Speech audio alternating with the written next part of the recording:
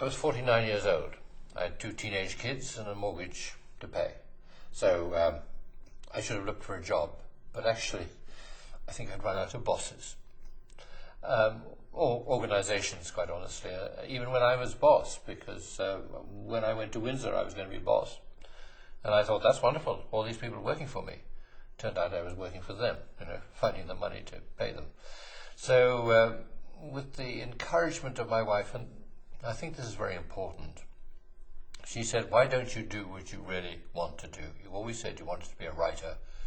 Why don't you write full time? And so I'd already got one book published, and so I had an agent, a literary agent. He came to lunch.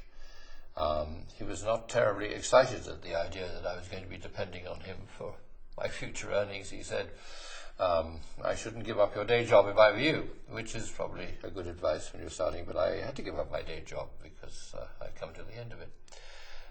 So with great trepidation, really, I started on a life which was, I had coined 2 years before, I called it the portfolio existence, where you had a collection of different bits of activity, some for money, some for love, some for necessity, some for the community, some for the home, and so on.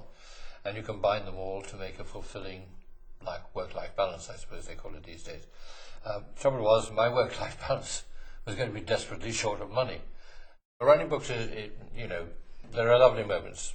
There are lovely moments when you go out to dinner with your publisher, and she, in this case, my case has nearly always been she, says, lovely idea, and I'll write you a letter confirming our deal. And that's wonderful. You've got a contract, you've got a title, and then the hard work starts, actually. And I find there's usually about 3 false starts. And you've got to dedicate yourself, you've got to shut yourself away. That's why we have a place in the country as well as a place in town where nobody can interrupt. We shut ourselves away. Every morning at 8:30 to 1:30, I'm alone, sitting, staring at a blank piece of paper or on a blank television screen or computer screen. Desperately trying to think of something sensible to say, coming down the next day and wiping it all off and starting it all over again. And it takes 2 years to make a book, in my experience. I mean, with the research, talking to people, and so on and so forth. And yes, you've got to believe. You have a I think everybody doing their own thing has a love-hate relationship. I can't believe that I'll ever be happy doing anything else. It doesn't mean I don't hate it when I sit there and I can't think of what to fill that screen with, But you have to do it because that's what you do. That's your life. So you have to be passionate. There's no good, if you want to be independent, thinking up some bright business school business plan and saying this would fill a niche that I can see. If you're not passionate about it, it won't work. The entrepreneurs, who we call the alchemists, people who create something out of nothing, the ones that we interviewed for a previous book, if they hadn't been passionate, if they were just there to make money, it wouldn't have worked. They just really wanted to do this thing. They really wanted to put this product on the market. They really wanted to create this chain of shops. They really believed that this was something very special that only they could do. Yes, if it worked, they'd make money, but that wasn't the point, because when they made the money, they did it all over again. It's no good. So it's the same with books. If you don't want to write the book and don't care passionately that you have something to say, it won't work. Books takes two years to write and then 3 years to produce any income, really, if they do that. So I had to do something else.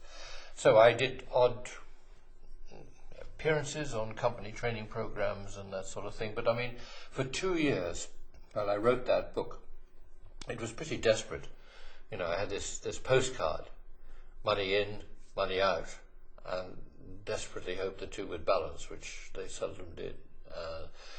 And I was rushing around the country, working very hard, and without Elizabeth's support, I have to say, it would have been very, very difficult.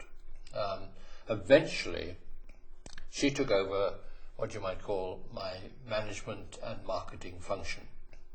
It turned out a literary agent wasn't exactly good at raising money, or paying me large sums of money for advances and so on. So Elizabeth became a brilliant sort of brand manager, really, because she said, quite rightly, if you're an independent worker, you have to become a brand.